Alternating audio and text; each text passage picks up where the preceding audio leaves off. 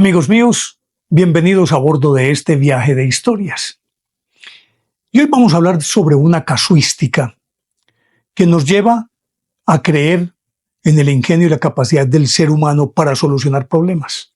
Yo creo que todos los grandes inventos, los descubrimientos, se lograron en aras de encontrar la solución a algún problema o para viabilizar determinada actividad. Pero de esto vamos a hablar después de invitarlos para que compartan y comenten estos contenidos con sus amistades alrededor de una buena taza de café.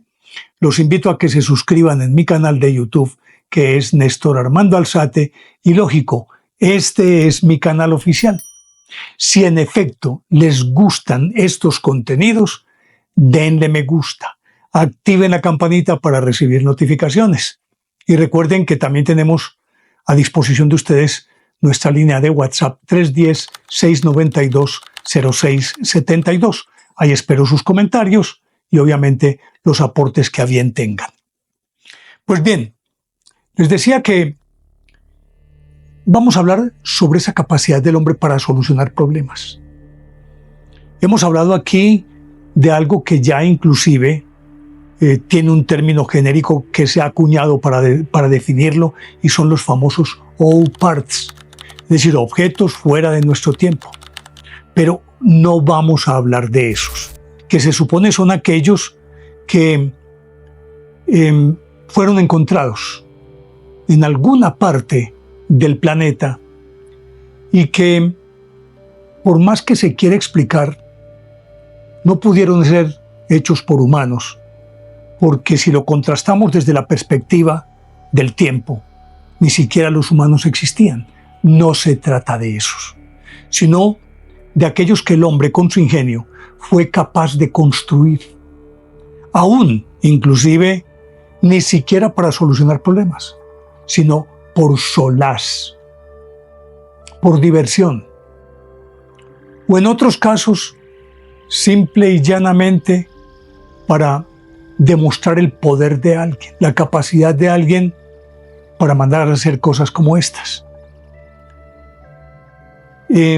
Recientemente hice un short que ustedes recuerdan, en el que digo que nunca existió en el papado un Juan 20, y me refiero a Juan 21, que estando trabajando en su laboratorio, yo dije, en experimentos de alquimia, robótica, se le cayó el techo encima y lo mató.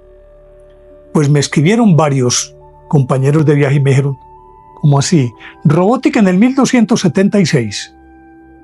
Sí, así de sencillo. Pues si yo no conociera el término, con seguridad pensaría y diría lo mismo que estos amigos. No, cuéntenme una de vaqueros. ¿Robótica en esa época?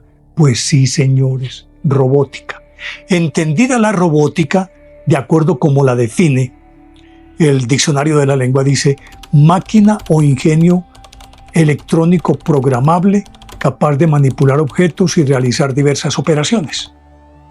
Probablemente fui alegre al decir robot, pero ya ese término se entiende como un sinónimo de autómata, porque autómata, según el diccionario, es una máquina que encierra mecanismos, que le imprime movimientos, que imita la figura y los movimientos de un ser animado. En esencia son lo mismo. De hecho, el diccionario los trae como sinónimos el uno del otro. Entonces, a mis amigos que me plantearon esa cuestión, les digo sí, robótica. Y me animaron para hacer este contenido. Me fui a investigar y me encontré unas cosas maravillosas, de las cuales, lógicamente, hay muchas otras que se me quedan fuera del tintero, como un trono con un león encima, pero no recuerdo qué rey era, y un león que emitía unos sonidos parecidos a un rugido, que tenía unos ojos que eran de esmeralda y eran movibles, pero ese no lo recuerdo muy bien. Se habla inclusive de que pudo haber sido Salomón, no lo creo. Pero bueno, ese no, es decir, existió, pero no lo tengo en cuenta de acuerdo con lo que cuenta Heródoto. Pero sí me busqué por aquí y me encontré que definitivamente el ser humano tiene la capacidad de crear de la nada. Y al crear de la nada, permite que se vayan perfeccionando las cosas de tal forma que lleguemos al grado de tecnología que poseemos hoy. Sin ellos no habría sido posible. Y voy a mencionar por qué. Imagínense ustedes, y lo cuenta Heródoto, que en Egipto los colosos, como es una casuística, lógicamente que son muchos, entonces tengo que remitirme a los textos que tengo. Los colosos de Menón, dos enormes estatuas que representaban al faraón Amenofis III, eran capaces por medio de un ingenioso mecanismo de emitir sonidos guturales y estaban programados de tal manera que esos sonidos los emitían solamente cuando estaba saliendo el sol. Pero para volver sobre lo de robótica, tengo aquí este libro que es una maravilla, que es Cosmos de Carl Sagan, y que en su página 19, lo traigo aquí a colación precisamente por lo de mis amigos, dice lo siguiente, que de robótica ya se hablaba en el siglo I después de Cristo, pero con antecedentes de 200 y 300 años antes. Y miren lo que me dice aquí, Herón de Alejandría, inventor de cajas de engranajes y de aparatos de vapor, y autor de Autómata, la primera obra sobre robots. Se llamaba Autómata, esta obra de Herón de Alejandría en el siglo I después de Cristo. Él vivió entre el 10 y el 70 después de Cristo. Este señor, que se llamaba Herón y que obviamente procedía de Alejandría y estudiaba en la biblioteca de Alejandría. Y allí, pues, ni más ni menos, se codeaba con Euclides, Dionisio de Tracia, Apolonio de Pérgamo, que demostró las formas de las secciones cónicas, bueno, un montón de genios que estaban ahí. Lo tomo de este libro que, como les digo, es de Carl Sagan. Pero también he estado consultando esta otra obra que también es muy completa, maravillosa. Cronología de los descubrimientos del señor Isaac Asimov. Aquí también me cuenta lo mismo que Herón de Alejandría. Entonces, sí estamos hablando de robots. Y si nos atenemos a que los dos términos se consideran sinónimos, entonces sí, hablamos de robots. Pues bien, para demostrar esto, voy a hacer la enumeración de algunos de estos artilugios, o pongámoslo en términos de mecanismos, pero en suma, de robots o autómatas. Resulta que el rabino francés J. Hillel, que vivió en París en el siglo XIII, utilizaba como criados una especie de autómatas que él mismo construía, y eran los que le hacían el trabajo cotidiano en su casa. Y él mismo, de acuerdo con lo que cuentan las crónicas, tenía una lámpara que iluminaba toda la casa, o varias lámparas, y no se veía en ellas arder el fuego. Ni más ni menos, tendríamos que pensar que era electricidad. Y aparte de ello, si hoy uno de los grandes avances es que la gente tiene dentro de sus casas, en los condominios, en las urbanizaciones o aún en casas, tienen sistemas de vigilancia mediante cámaras que pueden mostrar todo lo que hay dentro y todo lo que hay fuera de la casa. Pues resulta que este J.L. tenía un mecanismo de vigilancia que le permitía ver y escuchar desde el interior cuanto sucedía fuera de su casa. Podía verlo y oírlo. Verlo y oírlo. ¿De qué estaríamos hablando?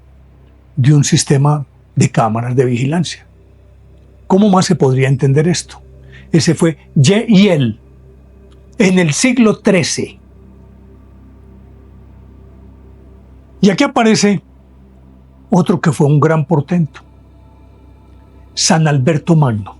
San Alberto Magno vivió entre el 1206, es una fecha tentativa, su nacimiento pudo ser un poco antes, un poco después, pero sí se sabe que murió en 1280.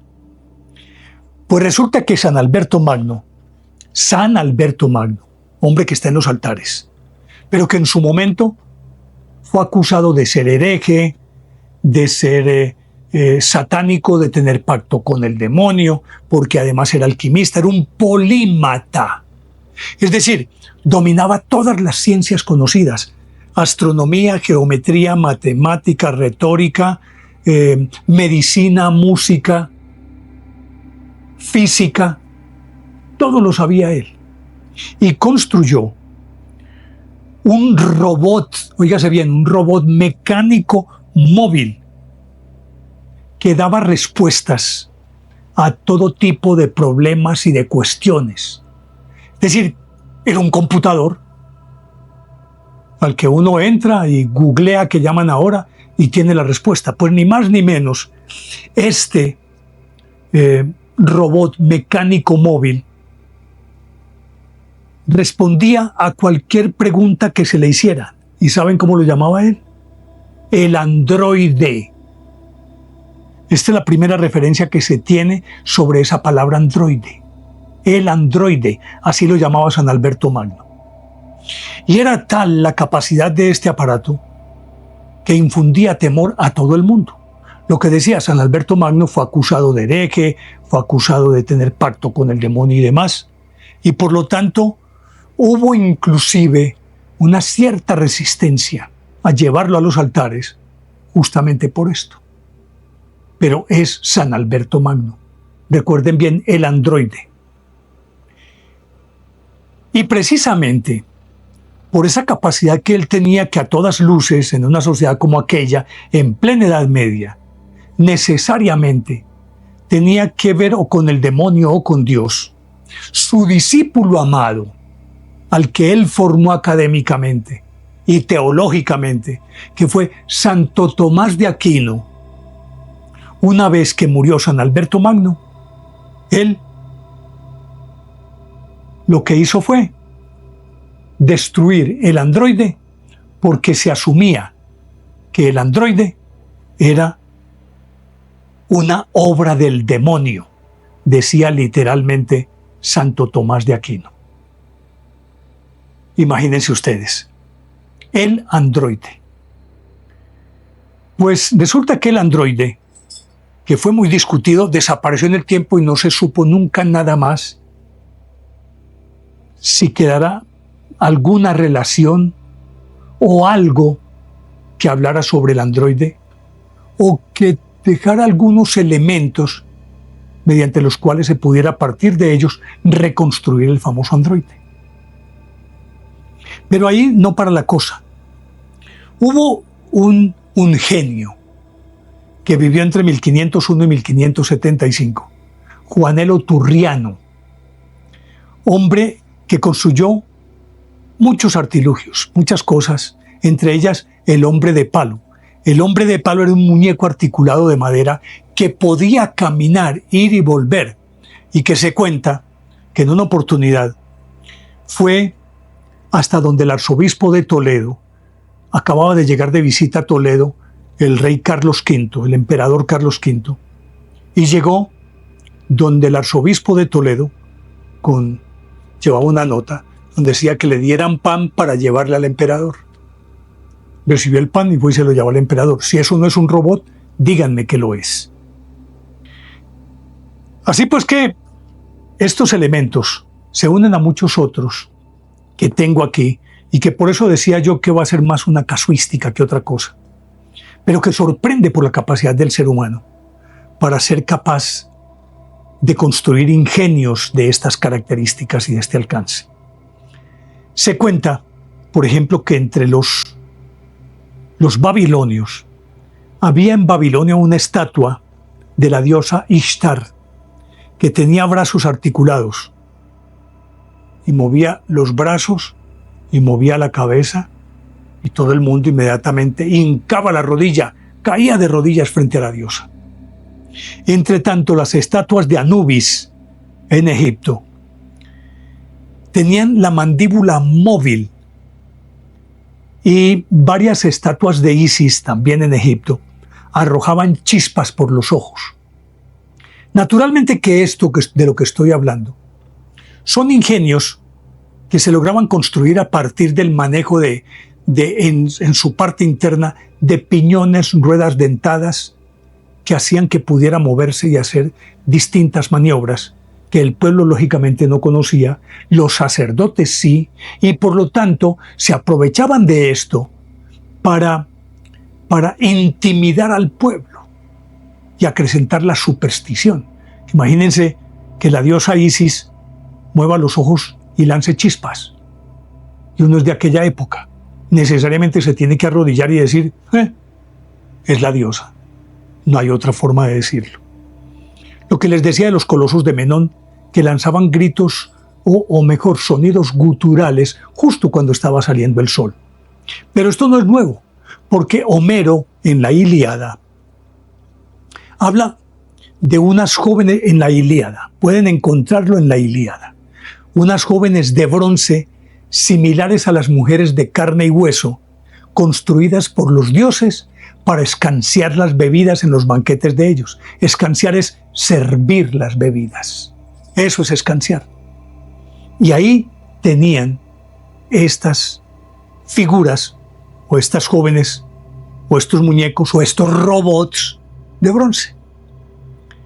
Pero al mismo tiempo cuenta el mismo Homero que Hefestos, o sea, Vulcano, pues el dios herrero, el dios del fuego, construyó un perro de oro, y era un perro que era el que lo acompañaba él permanentemente.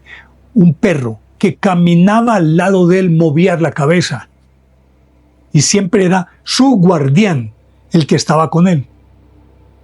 Y Heródoto se refiere a una estatua, dice él, leñosa, que era representativa de la diosa Venus, que caminaba y gesticulaba gracias a la animación proporcionada por la circulación en su interior de Mercurio, y que los movimientos estaban regulados por las variaciones de la temperatura, como es apenas lógico.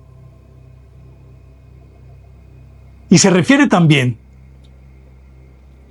y lo cuenta Heródoto, que de acuerdo con las conversaciones que él sostuvo con los sacerdotes de Sais y otros tantos, y con Manetón y otros, contaban que en Creta, uno de la primera línea de la defensa de los cretenses era un gigante llamado Talos, que era un gigante de bronce, y era capaz de arrojar enormes piedras en todas las direcciones como si fuera una ametralladora, y que podía coger un barco y digámoslo en un término bien coloquial, estriparlo. Talos. Y era el pavor de los enemigos. Inclusive hay películas en las que se recrea a este gigante Talos, que siempre se ha creído que fue una figura mítica. Pero al parecer, de acuerdo con lo que cuenta Heródoto, tomado esto de las versiones de los sacerdotes de Sais, existió. Pero si recuerdan cuando hablé de Herón de Alejandría, que escribió la primera obra que se considera de ciencia ficción, que se llamó Autómata, y que versaba justamente sobre robots, que podía manejar robots que por demás en la obra de la que se conoce de oídas, porque tras la destrucción de la biblioteca de Alejandría, todo desapareció. Es que fue la destrucción de tal manera que de las obras de Sófocles solamente se conocen 6 o 7. Entre ellas, pues, que yo recuerde, entre ellas Edipo.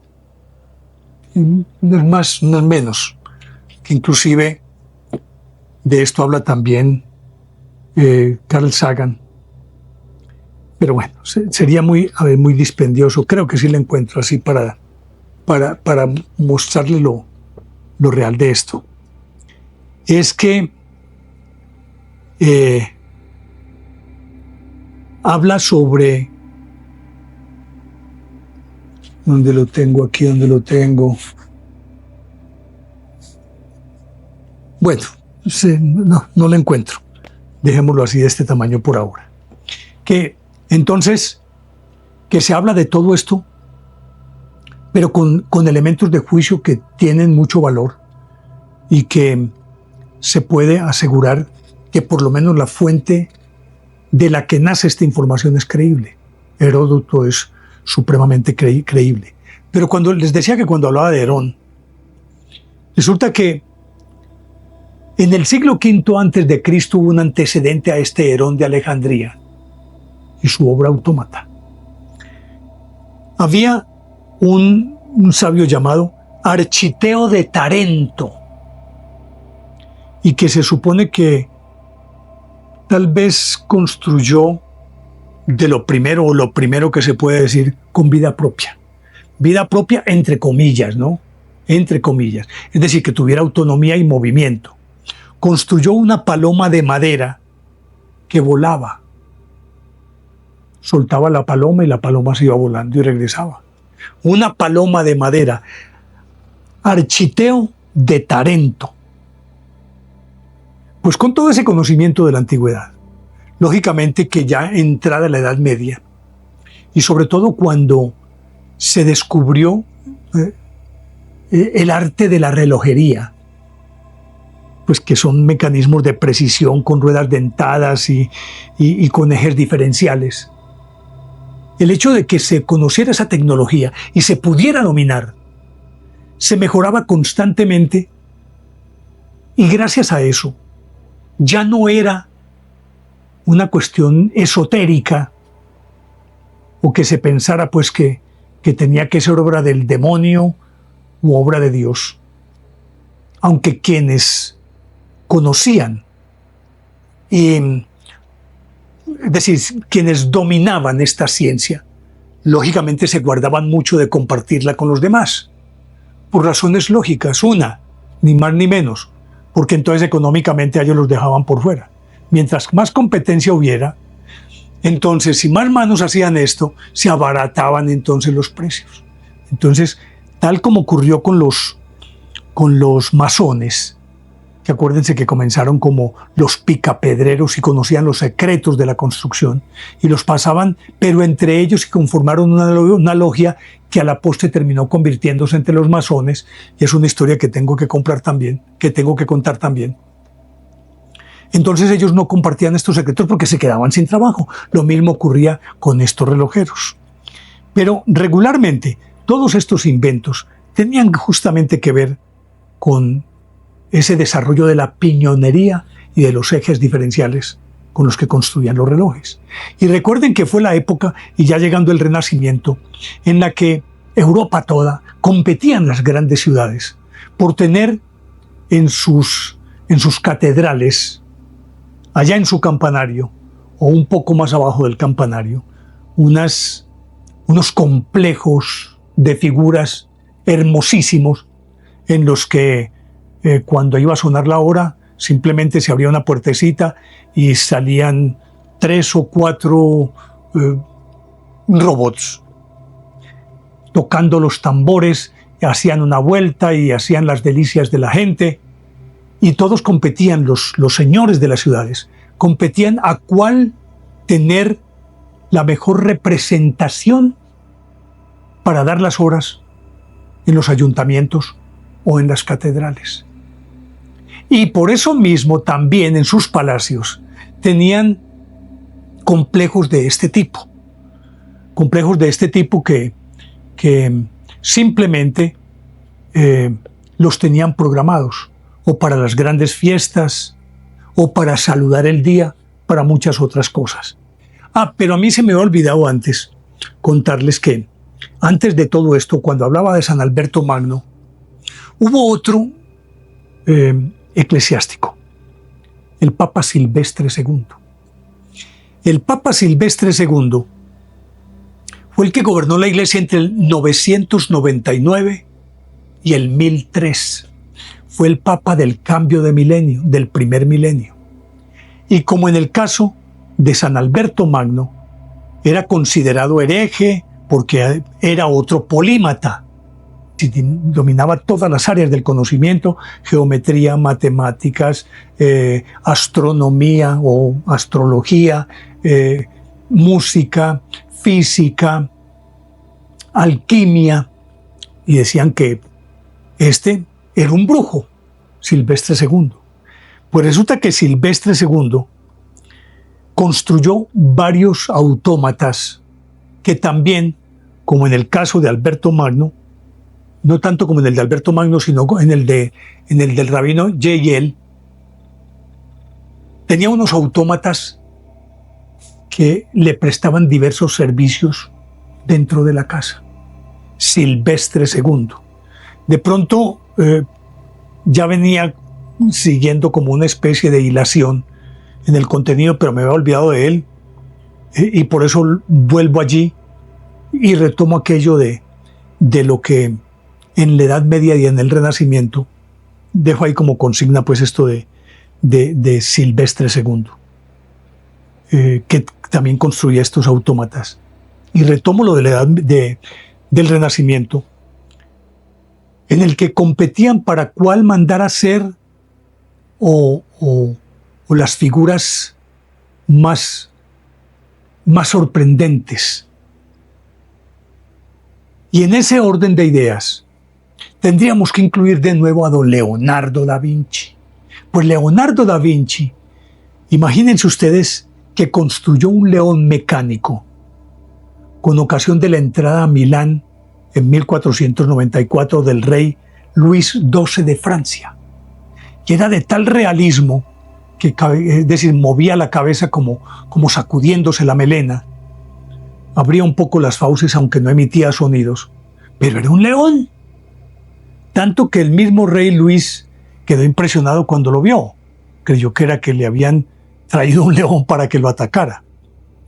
Pero sí hay algo que todavía es más sorprendente, más asombroso. Ni qué decir, pues, que se sentaron las bases, por otro lado, como lo que hizo Blaise Pascal, que se inventó la primera máquina de calcular, que fue perfeccionada más tarde por Grillet de Roven, por Poligny en 1709, y sobre todo por este individuo del que voy a hablar, Jacques Besançon o Besançon. Resulta que este señor, en 1738, esto ya sí es pues extraordinario, mírelo por donde lo mire, construyó un pato de tamaño natural, pato, con plumas y todo, le puso plumas.